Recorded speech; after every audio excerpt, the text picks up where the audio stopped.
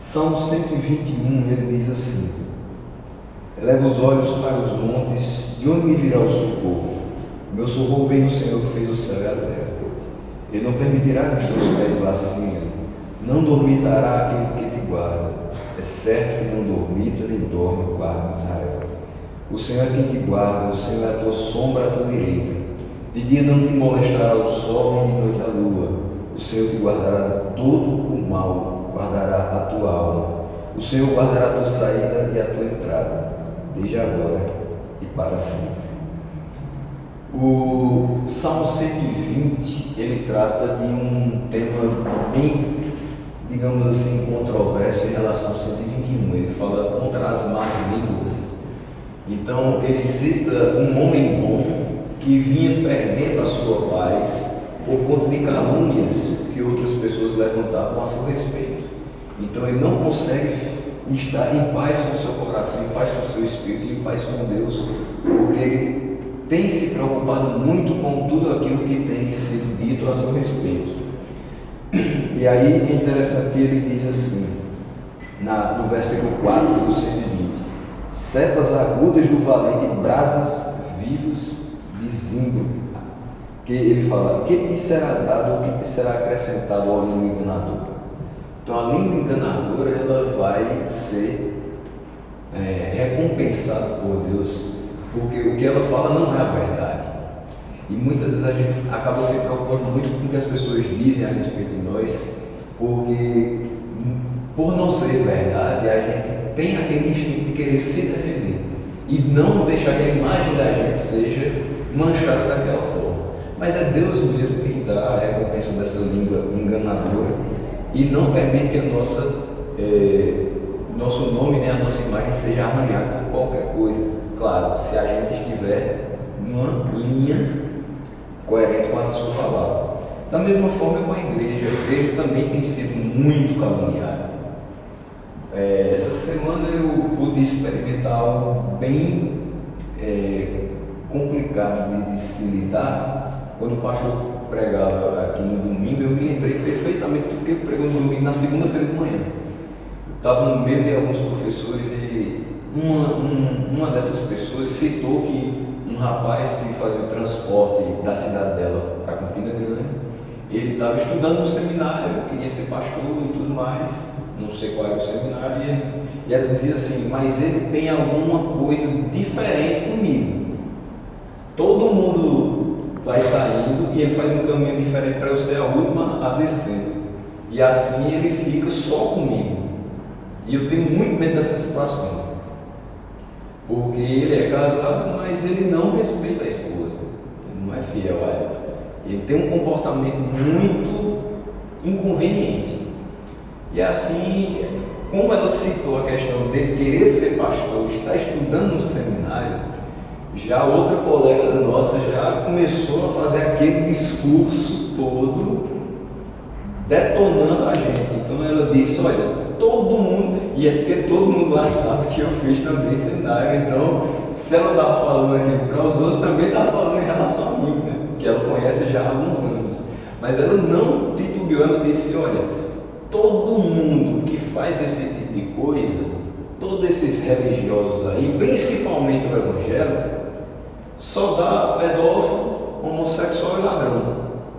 Então ela já fez assim, né? E eu olhei para ela e fiquei. E eu me lembrei da pregação que um dos versículos pregados aqui no domingo à noite dizia assim, que mesmo que a gente fosse caluniado, difamado, mas a gente perdoava, né? E a gente levava em frente. Então, de fato é isso. Quando eu não respondi a ela, eu só pensei o seguinte: Deus perdoe, porque ela não sabe nem o que está dizendo. Então, Deus tome conta, eu não vou abrir a boca para contender com ninguém. Mas a igreja tem sido muito caluniada por conta de uma pessoa ou de outra, por conta de uma igreja ou de outra. Todo mundo está pagando pato. Então a gente acaba dizendo assim: eu sou de uma igreja evangélica. Ou então, eu fiz teologia. Isso aí já está se preparando para a escola dos ladrões, não para a escola dos pastores. Isso é o que vem na cabeça de muita gente que não conhece o que é de fato a igreja evangélica genuína. E a gente às vezes passa por situações que a gente também não conhece o que é uma igreja evangélica genuína. Por quê? Porque está em escassez. São poucas as que permanecem firmes na palavra. Então é necessário que essas permaneçam firmes na palavra, para que essas línguas enganadoras, elas não venham a ser maiores do que as línguas que falam a verdade. E assim, quando a gente passa por essas situações, o pensamento é o seguinte: o que eu posso fazer? Como é que eu vou sair dessa situação? As pessoas têm uma visão e como é que eu vou mostrar outra visão a elas? Primeiro, a gente tem que ter testemunho. Começa desse ponto. Se eu mostro que eu sou diferente desses, já é um grande passo. Mas não é só o meu testemunho que vai falar por si. Eu preciso também que Deus quebrante o coração daquelas pessoas. Porque se Ele não quebrar e não fizer aquelas pessoas de novo, é muito difícil que a gente tenha um diálogo coerente. Porque sempre eu vou estar me embasando na palavra de Deus e naquilo que eu tenho de experiência com Ele. Enquanto as outras pessoas vão estar desprezando a palavra de Deus e desprezando as minhas experiências com Ele, porque elas não têm a mesma coisa. E aí o salmista, ele fala no versículo 1 algo que a gente às vezes fala quando está em determinadas situações como esta. Leva os olhos para os montes, de onde me virá o socorro? É entrar numa discussão dessa e dizer, e agora, quem irá me socorrer? Porque se eu for falar simplesmente o que está na minha cabeça, talvez piore a situação. Talvez meus argumentos meramente humanos façam com que se acirrem mais os ânimos e aí ninguém vai sair convencido de nada. Eu vou sair mais convencido da minha parte e ela mais convencida da parte dela, mas ninguém vai sair dali com entendimento em comum. Então o homem procura por socorro em muitas situações da sua vida e ele eleva os seus olhos para os montes. Essa questão dos montes, hoje a gente vê que tem muitas pessoas que vão literalmente aos montes para orar a Deus, para buscar a sua orientação. Hoje não é mais necessário ir aos montes. Se você quiser ir, não tem problema, isso não é errado. Subir ao monte para orar a Deus. Você pode subir no monte, você pode ir para a sua casa, você pode ir para a igreja, você pode estar no supermercado orando, você pode estar dirigindo orando, lavando os pratos e orando. Qualquer local na face da terra é habitado por Deus, portanto Ele ouvirá a sua oração, em qualquer local. Não tem problema algum. A gente às vezes fica meio assim com preconceito, né? Porque uma pessoa foi lá orar no monte, mas não tem problema. A questão não é jogar no monte o poder, porque o poder está em Deus. Eu apenas estou usando ali como um local qualquer para a oração. E Jesus subiu ao monte para orar várias vezes, né? Então não é nada antibíblico. É antibíblico quando eu tiro de Deus o poder e digo, não, eu vou para o monte porque está mais perto de Deus. Aí começou a coisa mística e saiu do foco. Mas aí quando a gente olha para os montes, eu vejo como a gente olhando para aquele que é maior do que nós. A gente consegue enxergar que nós somos limitados, então nós estamos aqui nessa primeira base, digamos assim. A gente olha para os montes como quem olha para cima e diz assim, eu sei que só pode vir do alto o meu socorro. Então é por isso que eu estou olhando para cima. Eu sei que daqui não vai sair nada. E aí ele diz o seguinte no versículo 2, o meu socorro vem do Senhor que fez os céus e a terra. Ele sabe que essa ajuda vem e vem de Deus. O socorro pedido, ele vem do Senhor, que desde o seu nascimento, ele aprende que é o seu Criador. Desde que a gente nasce, a gente aprende logo que Deus é Criador de todas as coisas. Então a gente já começa a confiar em Deus, porque sabe que tudo isso aqui foi criado por Ele. Aí você pode dizer, não, mas isso aqui foi criado pelo homem, esse edifício, toda essa estrutura foi criada pelo homem. Certo, foi criado pelo homem, mas por intermédio do Senhor. Foi o Senhor que deu inteligência ao homem para misturar determinados alimentos e, por exemplo, fazer um tijolo, fazer uma argamassa, fazer um cimento, para que a gente pudesse estar aqui. Deu inteligência a Thomas Alva Edison para fazer essa lâmpada elétrica, para a gente não ficar aqui no escuro. Deu inteligência a tantos outros para fazer microfones, caixas de som, para amplificar a nossa voz e fazer ela chegar mais longe. Então, tudo depende de Deus, porque Ele é Criador de todas as coisas, sem exceção. Apenas a do pecado que a gente viu semana passada, né? Que é o pecado de não crer. E outra coisa, ao longo da vida a gente vai continuamente confiando em Deus, porque a gente percebe que Ele não somente cria as coisas, mas Ele sustenta todas as coisas. E interessante que mesmo com todas as dificuldades, a igreja vem se sustentando, porque é Deus que a sustenta. Eu vou puxar hoje muito para a igreja, porque a metáfora que a gente enxerga nesses salmos, principalmente no 122, é a questão da igreja. Jerusalém é a igreja. Eu vou falar nessa visão, né? Nessa linha de pensamento. Então, assim, a igreja hoje ela vem passando por determinadas situações que a gente pensa, até onde ela vai conseguir resistir? Até onde ela vai conseguir ficar de pé? As igrejas diminuem, as igrejas sérias. As denominações sérias às vezes até fecham as portas. Surgem mais e mais pontos de pregação, que aí eu diria que serão pontos de discursos, porque pregação é uma coisa, discurso é outra. Tem gente que só não ponto para fazer discurso, para dar aula, para palestrar. Pregação é outra coisa, é embasada na palavra de Deus. Se você só não lê um versículo, então você não pregou. E o que a gente vê em vários pontos desses é que a pessoa sobe com a Bíblia debaixo do braço, mas não lê um versículo. E apenas diz assim: olha, Deus é bom, Deus está aqui e quer fazer uma coisa na sua vida. Óbvio, Deus quer fazer uma coisa na vida de todo mundo. Né? Ele pode até não querer salvar alguma pessoa, mas ele tem lições para dar àquela pessoa durante toda a sua vida. Então ele quer alguma coisa com cada pessoa. Então a gente percebe que mesmo com tudo isso, a igreja ainda está de pé, a igreja ainda abre suas portas, ainda existem pessoas que pregam a verdade, ainda existem igrejas que transmitem a verdade do Evangelho. Por quê? Porque é Deus quem sustenta. Porque isso não dá ibope, isso não dá dividendos, isso não traz ao pastor da igreja muitas vezes tranquilidade, porque ele sobe do culto tremendo e temendo pela palavra que vem trazer. Porque se ele fosse falar apenas de vitória, de tranquilidade, de coisas boas para a nossa vida e para o nosso ego, a igreja lotava. Mas por que a igreja não lota muitas vezes? Porque a mensagem é dura, porque a mensagem é verdadeira, porque a mensagem não é diluída para que as pessoas gostem. O culto não é feito para agradar inicialmente as pessoas, é feito para agradar inicialmente a Deus. Se você gostou, é porque você está na mesma sintonia. Mas se você não gostar, não tem problema. Se Deus gostou, é o importante.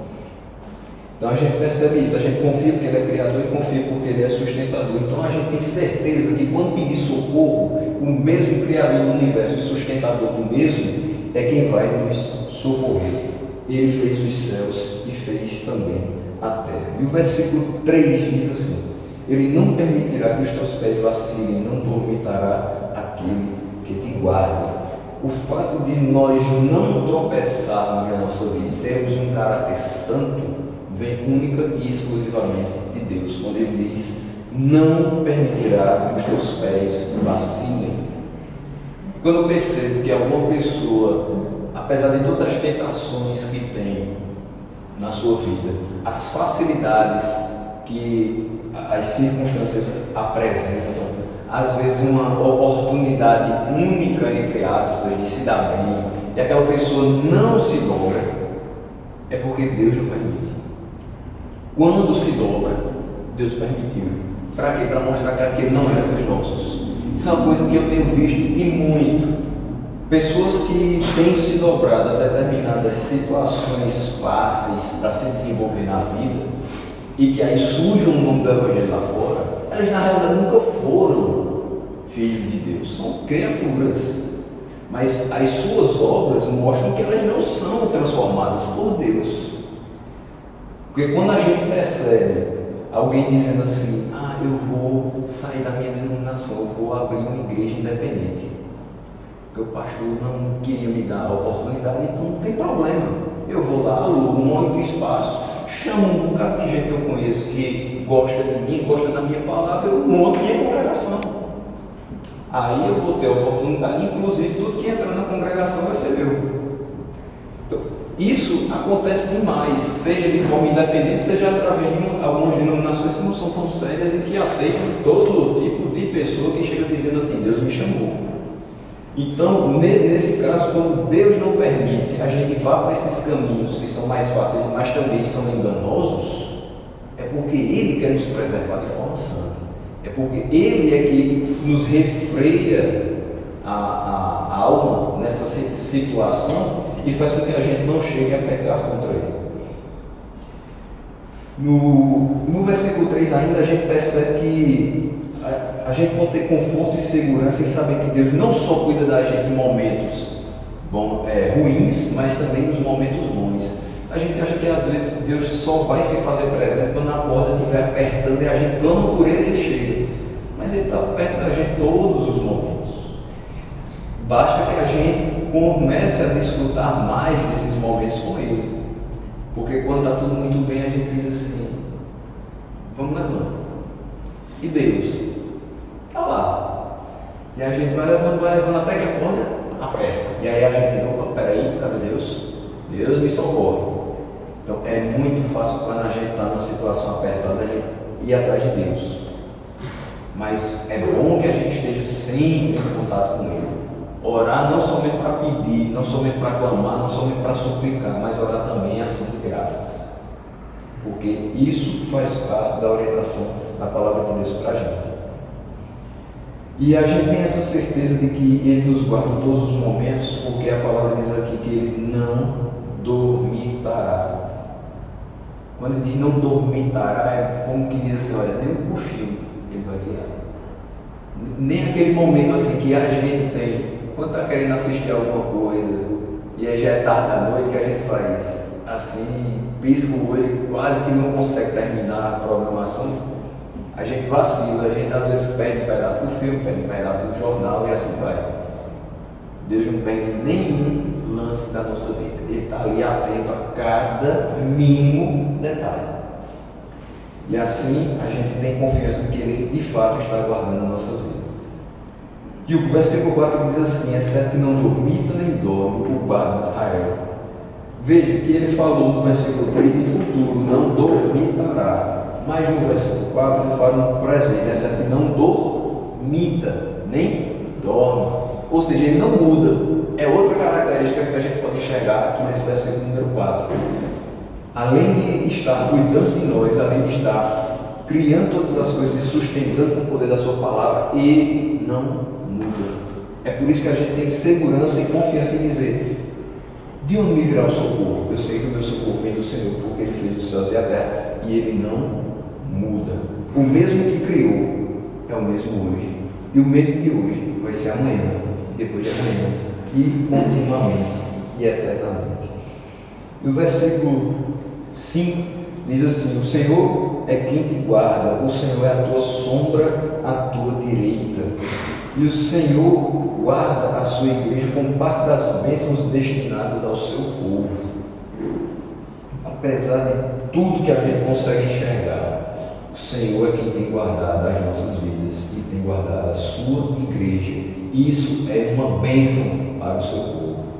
Claro que a gente busca outras e outras bênçãos, necessidades que a gente tem ao longo da vida, mas uma grande bênção é estar hoje aqui sentado e poder enxergar nas nossas experiências diárias que Deus tem sido conosco a cada momento. Essa é uma enorme bênção. Mais do que você ter conseguido o seu emprego, a sua casa, os seus filhos crescerem, é você saber que tudo isso veio das mãos de Deus. Não dependendo de você, você se esforçou para várias coisas, sim, mas o seu esforço não daria nada se não fosse Deus auxiliando. Então perceber que Deus foi com você em cada situação e foi auxiliando e colocando a sua mão para que tudo desse certo, isso é uma grande bênção. E aqui a gente pode enxergar também três características de Deus que são expostas através dos salmos, já que essa característica de guardar, ela é própria do pastor, certo? O pastor do Salmo 23, aquele que guarda as suas ovelhas do mal, do perigo. Quando o lobo vem se aproximando do aprisco, é o pastor que fecha a porta. Quando a ovelha sai e fica perdida, ele deixa todas as outras e vai atrás daquela ovelha, para que ela não sofra os danos do lado de fora, mas para que ela volte a estar com as outras no aprisco. Então é uma das características daquele que tem cuidado. O pastor é aquele que tem cuidado das suas ovelhas. O rei também, o rei tem cuidado dos seus súditos. Ele trabalha para o bem dos seus súditos, ou pelo menos deveria ser. Não, nem sempre é assim. Mas o rei, ele é colocado no seu posto para tratar bem do seu território, o qual ele domina, e de todos aqueles que compõem o seu reinado. E além disso, a gente tem um esposo, porque nós somos a noiva de Cristo. Então ele é o nosso noivo. E o esposo, ele se casa para cuidar da sua esposa. E a esposa também se casa para cuidar do seu esposo. Ou seja, é um cuidado mútuo. Do mesmo jeito que Deus cuida da sua igreja, a sua igreja também tem que cuidar do nome de Deus. Ou seja, viver para que ele nunca seja envergonhado e o seu evangelho seja pregado com fidelidade. É isso, a relação de cuidado que a gente precisa ter. E também com o pai. O pai cuida dos seus filhos. Mesmo que não é o caso de Deus, mas mesmo aquele pai que não está presente em todos os momentos com o seu filho, mesmo aquele pai que briga com o seu filho e fica vários e vários anos sem falar com o seu filho, pode ter certeza que no momento que alguma notícia desagradável chega aos ouvidos dele, ele se preocupa com o filho e tem cuidado com aquele filho. Pode ser uma coisa boba, pode dizer assim: fulano tropeçou e ralou o joelho. Aí, como é que está meu filho? Não adianta, o Senhor fala mais alto. E Deus, apesar de às vezes permitir coisas acontecerem conosco para o nosso aprendizado, mas Ele também se preocupa com o nosso bem-estar, porque somos filhos dele. No versículo 6 diz assim: de dia não te molestará o sol, nem de noite a lua. Esse versículo 6 mostra que os poderes mais altos são impedidos por Deus de prejudicar os seus filhos. E muitas vezes eles são até forçados a nos beneficiar. Deus é mais poderoso que as forças desconhecidas do dia e da noite, bem como as assolações mais insidiosas. É interessante que inúmeros estudos mostram que se a Terra fosse um pouco mais para a direita, um pouco mais para a esquerda, se ela girasse de uma forma diferente, se o Sol estivesse um pouco mais próximo da Terra, não teria condição de ter vida humana. Mas a coisa é tão milimetricamente formada por Deus que, por mais que a gente diga assim: hoje o sol está muito quente, mas a gente suporta. Ou então está muito frio, mas a gente ainda suporta. A gente não morre por conta disso. Se sente incomodado, mas não perde a vida, porque Ele preserva de todas as maneiras. Interessante que você pode passar por situações extremas, mas Deus não permitirá que a sua vida venha a cabo por conta dessas situações, porque Ele é mais poderoso que elas. Versículo 7 diz: Senhor te guardará de todo o mal, guardará a tua alma.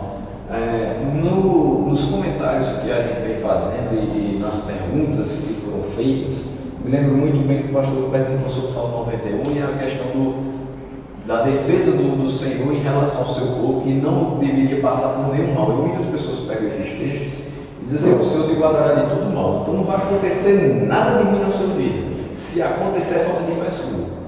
A gente escuta muito esse discurso por aí. Só que aqui ele não está falando do mal cotidiano. Perceba que ele diz assim: o Senhor te guardará de todo mal e guardará a tua alma.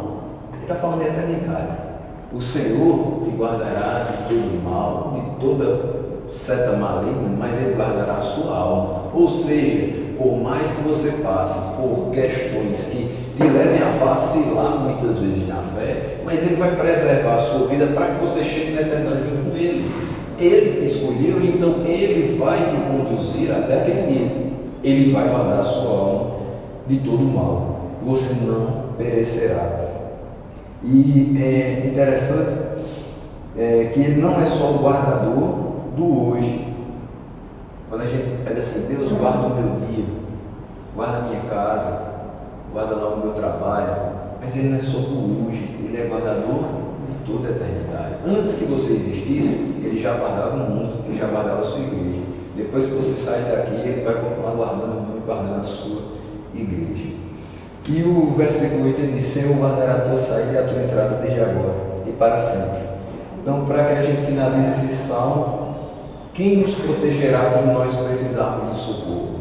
Em resumo, Deus, aquele que criou os céus e a terra. Quando Ele nos guardará na nossa entrada e na nossa saída. Mas por quanto tempo? É limitada essa guarda de Deus? Não, ela é para todo o sempre. E depois, se acontecer alguma coisa que venha a mudar o quadro da nossa vida e a gente não consiga mais enxergar aquele socorro do Senhor bem presente naquele momento, a gente levanta os olhos e a gente volta para o versículo e diz assim: eleva os olhos para os montes, e de onde me virá o socorro? E aí eu sei que o socorro vem do Senhor, e eu sei que Ele vai me guardar, porque Ele não muda, Ele criou a terra, Ele sustenta a terra. E quando qualquer coisa acontecer na minha vida, é só eu levantar os meus olhos e ter a certeza de onde vem o meu socorro.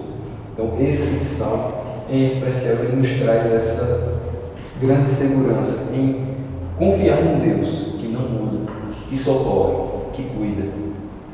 Esse Deus é o Deus a quem nós servimos.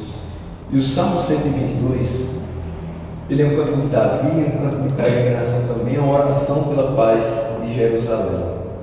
Ele foi planejado para que as pessoas cantassem a caminho das festas santas em Jerusalém.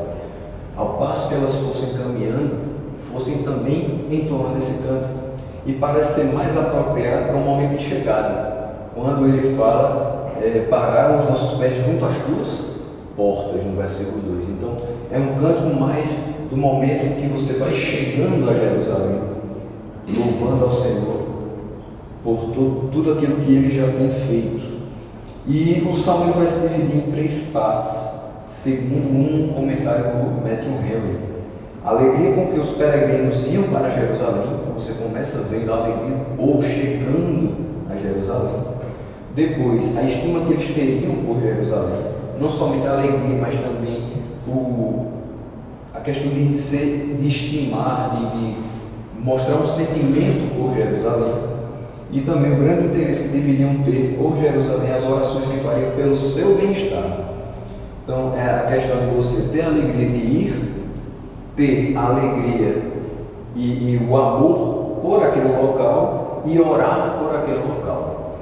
Nesse sentido é que eu vou puxar bem para a igreja.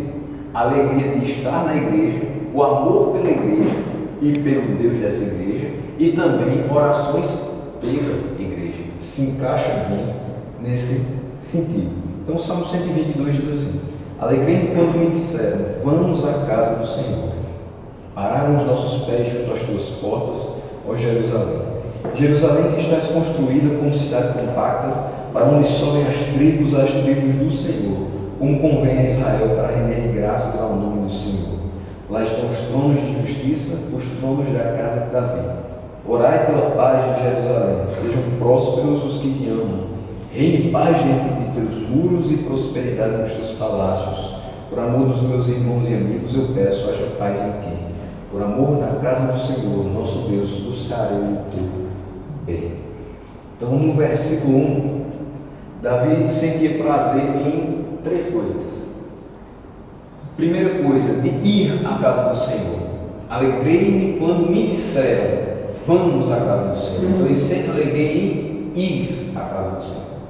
Mas alguém disse a ele para ir à casa do Senhor. Então, quando me disseram, foi outra pessoa que chamou Davi para ir à casa do Senhor. Então, ele sentia alegria quando era convidado a ir também. Então, o ir espontaneamente, o ser convidado a ir, e com certeza ele tinha muita alegria em convidar outros a ir. Aí vem a nossa realidade, trazendo como lição para hoje. São 3 sentimentos que a gente precisa ter também no nosso dia a dia. Me lembro muito bem que mês passado a gente estava comentando com a única tia-avó que nos sobrou, ela dizendo assim, quando eu era jovem, recém-casada, na igreja do Canal, que ela sempre foi membro de lá, o pastor fazia uma campanha de pessoas que trouxessem visitantes à igreja. E nas épocas de aniversário, ou fora de aniversário também da igreja, ela conseguia 2 combis para ir para a igreja. E teve um dia que ela conseguiu 49 pessoas para ir para a igreja. Saía convidando vizinhos e pessoas conhecidas, e ela juntou 49 pessoas. E ela ganhou a premiação naquela semana, né, como a pessoa que mais tinha levado. E era uma questão de muitas e muitas pessoas naquela época. Isso aí deve ser final dos anos 50, começo dos anos 60. E as pessoas tinham o costume de dizer assim: vamos lá para a igreja. Sem compromisso, você vai comigo, me acompanha e tudo mais, eu levo você e tal. E fazia aquela amizade, levava a pessoa, e às vezes a pessoa ficava. Não era obrigado a pessoa ficar, mas você fazia a sua parte de levar. Então hoje é necessário resgatar a alegria de estar na casa do Senhor, porque muitas vezes a gente não vem com tanta alegria assim.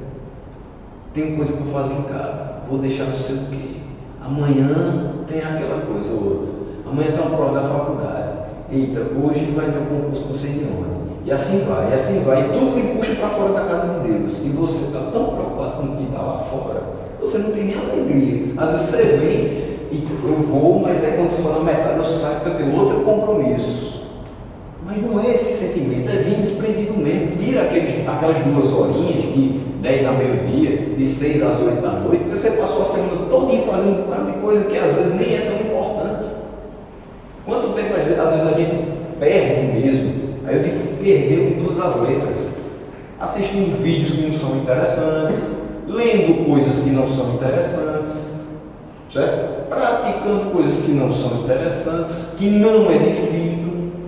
E aí para tirar 2 horinhas de manhã e 2 à noite, no primeiro dia da semana, é uma dificuldade. Então, refletir nisso e ter a alegria de vir, não de dizer, eita, é domingo, eu tenho que ir para a igreja. Não, eu tenho, não é uma obrigação. É um prazer. Porque quando a gente canta aqui, meu prazer é te louvar, meu prazer é estar nos atos do Senhor, tem que ser prazer mesmo, para a gente cantar com a boca cheia, com o coração cheio de alegria por estar na casa do Senhor. Segundo, é a alegria de poder trazer pessoas. Por mais difícil que seja, você vai convidar pessoas e vão dizer, domingo que vem, outra vez, deixa para depois, e assim vai. Mas você vai ser perseverante nesse convite, porque um dia aquela pessoa vai ficar tão incomodada que vai dizer, eu vou, nem que seja para despachar você. Ela vai dizer, não, beleza, comigo eu vou. Aí você passa, pega aquela pessoa, ela vem, escuta uma palavra abençoada, se sente diferente, mais aliviada de todos os problemas que ela tem. Passou ali 2 horas escutando Deus falando com ela, através dos louvores, através da administração da palavra. Ela vai notar que tem coisas diferentes nesse ambiente. Não é a casa dela que está toda revirada, mas é a casa de Deus, onde todas as coisas que estão reviradas entram dentro da ordem, porque Ele é quem organiza. E a terceira alegria, de ser convidado para ir para a igreja. Às vezes a gente olha assim e diz, rapaz, hoje não vai dar para ir não. Aí alguém vem e bate na porta da gente e diz, olha, vamos para a igreja? Cara, mas o meu plano não era de ir, mas eu vou. Aí você não vai com muito assim, aí diz, rapaz, naquele dia que eu não queria ir para a igreja, foi um dia que mais eu peguei aquela palavra para mim, entendi que Deus queria falar aquilo. Às vezes não é nem agradável a mensagem, mas você diz, eu precisava ouvir. Se eu tivesse saído de casa, teria perdido essa orientação fantástica que eu recebi. Então tem alegria também em ser convidado e ir de forma desprendida. E aí no versículo 2, quando ele diz, pararam os nossos pés junto às tuas portas, ó Jerusalém, quando a gente pisa ali na soleira da porta, é uma expressão bem assim, né? Quando a gente pisa ali naquela primeira partezinha que as portas se abrem, aí você percebe que privilégio eu tenho de estar na casa de Deus. Porque eu não vou pensar na questão de igreja perseguida, porque é ir longe demais. Eu vou pensar aqui na gente. Tem gente que quer ir para a igreja e não pode. Porque sofreu um acidente, está com a perna quebrada, porque está com uma doença degenerativa, está em cima de uma cama. Gostava de ir, sentia o maior prazer em ir. Quando alguém vai levar a ceia para uma pessoa enferma, sai renovado, porque aquela pessoa dá uma força enorme, porque diz assim, como eu queria ir para a igreja, como eu queria poder sair daqui para ir para a igreja, para estar junto com os irmãos, ceando com os irmãos. e não dessa situação que eu estou, mas mesmo assim eu sinto alegre, porque eu estou recebendo o Senhor aqui em casa. E você pensa que muitas vezes, porque a gente tem facilidade de estar aqui, e a gente sai de casa muito confortavelmente no nosso ar-condicionadozinho, na nossa direção hidráulica, a gente acha que está na casa de Deus, todo domingo vai ter, amanhã tem de novo, quarta-feira tem de novo, sábado tem de novo. Mas não é assim. A gente não sabe dizer amanhã, não sabe se a gente realmente vai poder estar aqui e vai poder ter a mesma alegria de entrar por aquelas portas e sentar nessas cadeiras e aí realmente estar em comunhão com Deus e com o nosso irmãos. Então, quando a gente entra na igreja, a gente percebe quão privilegiado nós somos, porque Deus nos preservou a vida e preservou a sua igreja para que a gente pudesse desfrutar da sua palavra. E o versículo 3 diz assim: Jerusalém que está construída como cidade compacta. Essa questão de compacta vai nos mostrar a característica de unidade da igreja.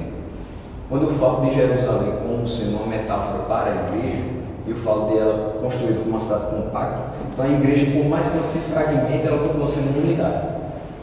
E aí vai uma questão minha, bem pessoal minha. Às vezes a gente acha que só quem é irmão da gente é quem tem o mesmo pensamento ou a mesma linha teológica. Erro nosso, prepotência nossa. Porque às vezes a gente olha para uma pessoa que não é calvinista, a menina e diz que precisa se converter. Quem precisa se converter é a gente. Que olha para uma pessoa dessa e diz que ela não tem Deus no coração. Mas na realidade somos irmãos. Linhas teológicas podem ser divergentes. Pensamentos acerca de salvação podem ser divergentes. Pensamentos acerca dos dons do Espírito Santo podem ser divergentes, mas a igreja do Senhor é uma só. É uma das características da igreja, ela é una, ela é santa. Então, eu não posso querer quebrar a igreja do Senhor e fragmentar em guetos, porque o meu pensamento é diferente do de Deus, que estabeleceu que sua igreja era uma só. E às vezes a gente faz isso. E isso me incomoda profundamente. Não necessariamente porque a gente deixa de se relacionar com as pessoas, mas às vezes uma coisa que alguém fala só porque é de denominação tal, eu desprezo. E aí eu me lembro perfeitamente de uma frase que o pastor gosta de citar bastante: a verdade é verdade na boca do cristão e na boca do ímpio. Imagina o irmão da gente, só porque de outra denominação vai deixar de ser verdade? Não. Então essa história de ficar, porque fulano é porque ele era pentecostal. E daí? Você veio do mesmo local. Ou a igreja não se formou no dia de Pentecostes? Então vamos ver o que é pentecostal na história. Porque nós somos pentecostais. Podemos não ser no sentido de liturgia de culto, mas saímos daquele evento. Aquele evento instaurou a igreja do Senhor. Então, é bom quebrar um pouco as barreiras e entender o seguinte: somos uma igreja, com várias cabeças e vários pensamentos, mas uma engrenagem tem que funcionar junta. Eu acho muito feio quando às vezes a gente enxerga inúmeros vídeos, inúmeros comentários só batendo em igreja tal, igreja tal. Porque parece que é o seguinte: eu estou dentro da minha casa e, me desculpa a expressão, mas cuspindo no prato que eu como.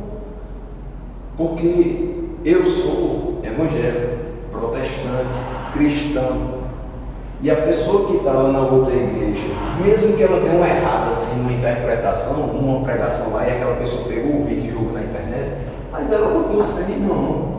Ela é cristã, ela é evangélica, ela deu uma escorregada teológica, mas não quer dizer que ela foi para dentro do inferno, não. Mas a gente coloca o nosso julgamento pesado, dizendo assim: olha, mais um. Eu acho que a gente precisa parar um pouquinho com isso e começar a ter um pouco mais de amor para as pessoas.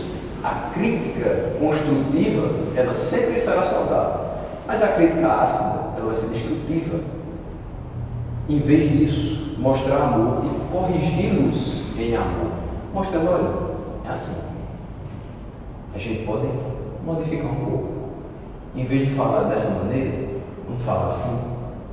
Eu acho que com diálogo a gente consegue, só que do jeito que está hoje, não existe diálogo. Está bem sectarizada a coisa, né? Então, a igreja do Senhor é uma e assim deve permanecer. Porque aqui, veja o que diz o versículo número 4. Para onde sobem as tribos do Senhor. Essa cidade era construída de forma compacta, mas ela era formada por várias tribos. Ela não era homogênea. Ela não tinha pessoas que pensavam apenas de um jeito só, pessoas que se vestiam apenas de um jeito só, pessoas que se comportavam apenas de um jeito só. Mas todas essas tribos, elas estavam com um intuito só, com um objetivo só. Por isso que elas conseguiam estar unidas. Qual era o objetivo delas?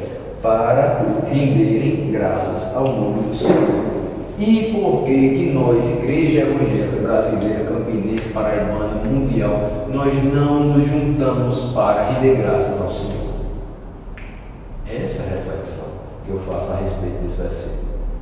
Por que nós não deixamos de lado todas as barreiras e armaduras e não dizemos graças sejam dadas ao Senhor, Deus dos congregacionais, Deus dos presbiterianos, Deus dos assembleanos, Deus dos batistas e todos aqueles que professam com fidelidade o seu nome?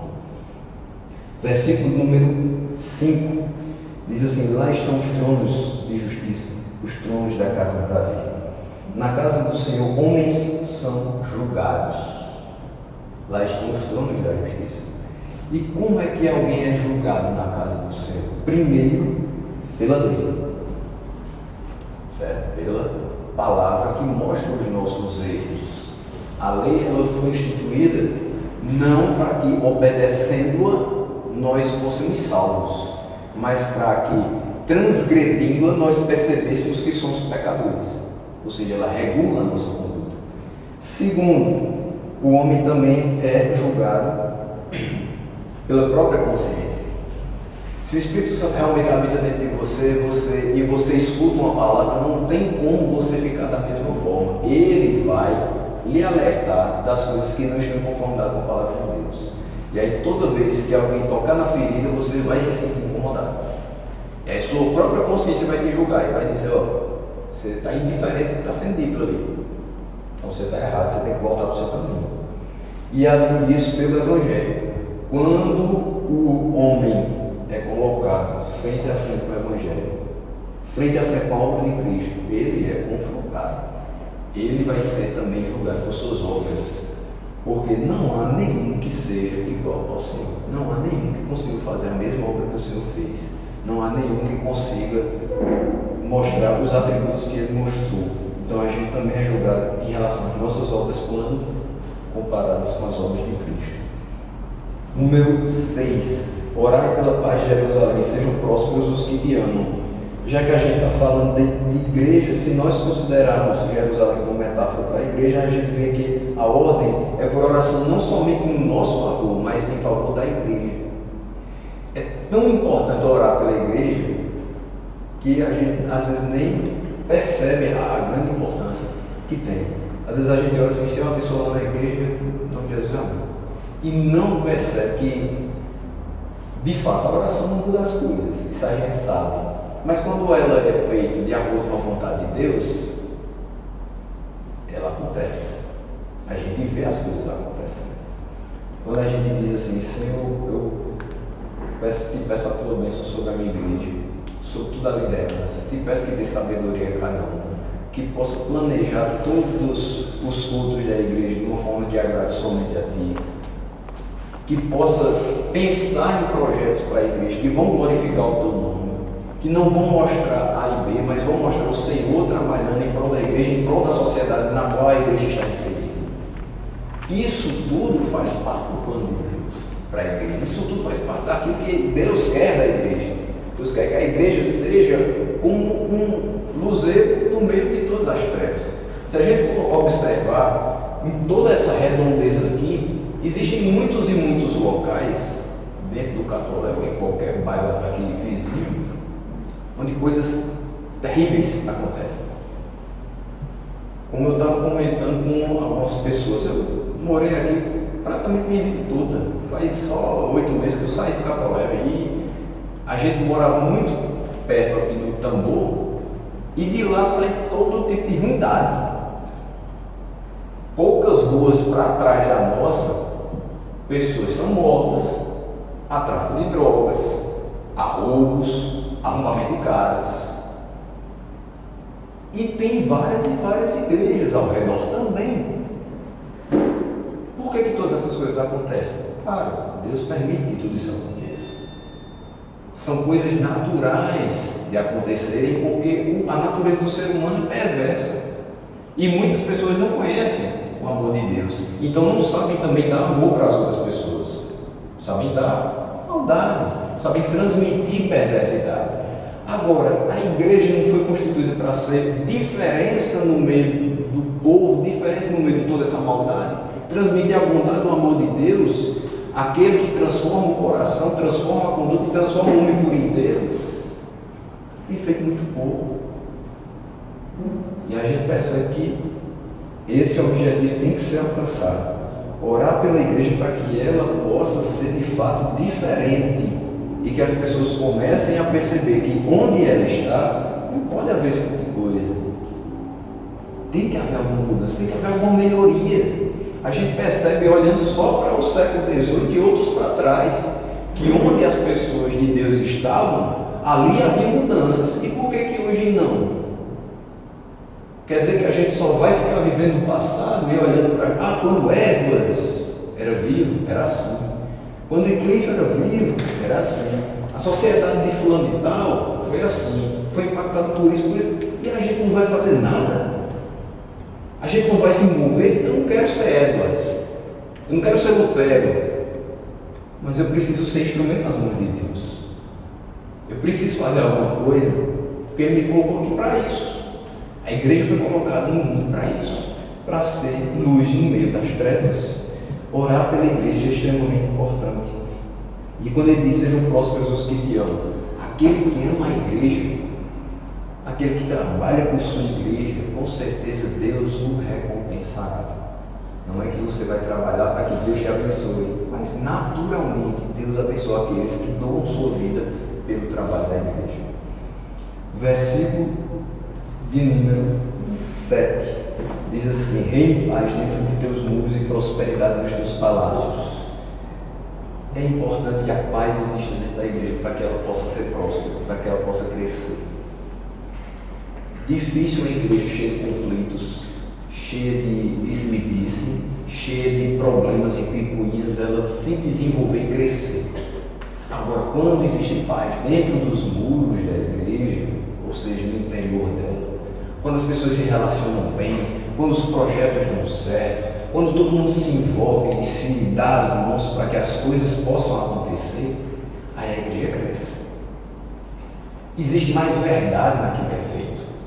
Porque a gente percebe o seguinte, que quando só um grupo faz alguma coisa e os outros não só olham ou nem olham, então aquele grupo vai afracando, a ponto às vezes até de acabar. Mas quando um grupo começa alguma coisa e as pessoas se interessam e começam a juntar gente, começam a juntar forças, e Deus vai abençoando e as pessoas vão percebendo que aquele é o caminho certo, aí aquela força vai gerar sim resultados para a igreja. A igreja cresce quando as pessoas individualmente se interessam pelo trabalho e crescem com aquilo. No versículos 8 e 9, o salmista vai falar sobre buscar o bem da igreja em duas questões: por amor dos meus irmãos e amigos e por amor da casa do Senhor. Você vai orar pela igreja. Primeiro, vou fazer só uma pequena inversão. Primeiro, que você ama a Deus. Quem ama a Deus ama a sua igreja e ora por ela, porque você enxerga que a igreja que Deus colocou na sua vida para que você servisse a Ele através do trabalho daquela igreja é merecedora das suas orações. Mais do que isso, é merecedora do seu trabalho.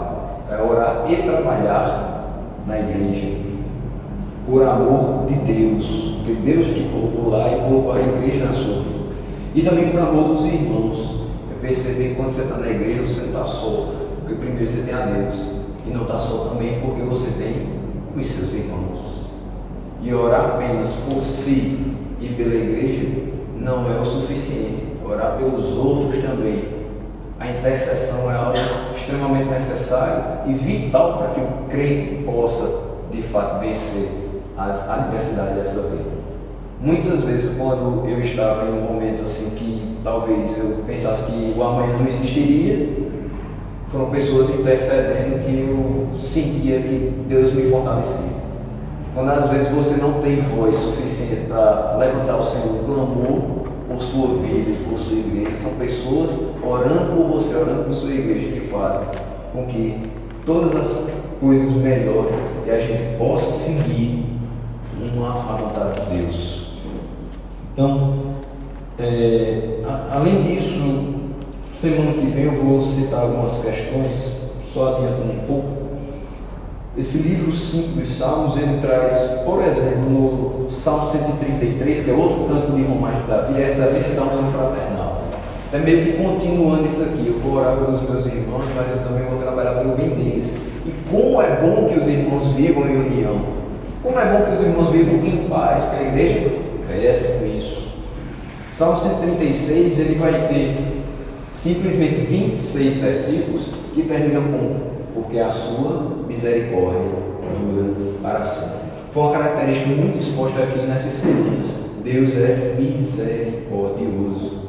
Você está em pé por conta da misericórdia de Deus. Você está vivo por conta da misericórdia de Deus. Você vai adentrar a habitação celestial por conta da graça e da misericórdia de Deus. E além disso, de alguns atributos de Deus que vão ser mostrados, como Salmo 145, a bondade, a grandeza e providência de Deus, a gente ainda passa por um salmo bem pesado, bem denso mesmo, que é o Salmo 143. Davi, para variar, cheio de inimigos, cheio de perseguidores, suplica por libertação a Deus. É um salmo que às vezes eu peço a Deus que eu não passe por ele. Por momentos que eu já passei, li esse salmo e eu dizia: Senhor, por quê? Eu me questionava muito com Deus: por que tudo isso? Por que eu estou passando por isso? E como Davi, eu estou pedindo: Senhor, me dá vida, porque eu estou me sentindo como morto. Senhor, me livra dos meus adversários, porque eu não tenho como. E isso não precisa ser adversário humano, pode ser qualquer tipo de adversário que você tiver. Às vezes a gente se sente como morto porque não tem vida suficiente para enfrentar o que a vida te mostra, te apresenta. E esse salmo, assim, ele é muito me leva muito à reflexão e me leva muito também a sentir um pouco de tristeza por algumas questões que eu pude vivenciar e não da maneira correta. Olhei para Deus como meu libertador e meu socorro, como no Salmo 121, mas fiquei questionando Deus: por quê? Depois a gente vê por que Deus faz cada coisa dentro da nossa vida. Percebe que cresce, percebe que tudo muda, o pensamento da gente a respeito das coisas muda, através de algumas experiências, mas vários textos ficam marcados na nossa existência por momentos que a gente passa, e o Salmo 143 foi um desses também. Mas eu quero finalizar com Salmo 150, o versículo 6, porque ele traz um pouco essa questão que a gente falou hoje de alegria em estar na casa do Senhor, alegria em convidar pessoas para estar na casa do Senhor e alegria em ser convidado para estar também na casa do Senhor. Quando ele diz: todo ser que respira, louve ao Senhor. Isso daqui não é uma constatação que todo ser que respira louva ao Senhor. Não é uma coisa puxa a outra, mas é uma ordem. Todo ser que respira, louve ao Senhor. Tem pessoas que não acreditam nem que o Senhor existe. Mesmo essas louvarão ao Senhor no dia determinado por Ele. E nós que já o conhecemos e já o servimos, se respiramos, louvemos a Ele. E fiquemos gratos por tudo que Ele tem nos proporcionado. E mais do que pedir, mais do que clamar, que a gente possa também perceber e a gente possa também agradecer por tudo o que Ele é e tem feito. Deus nos abençoe, em nome de Jesus.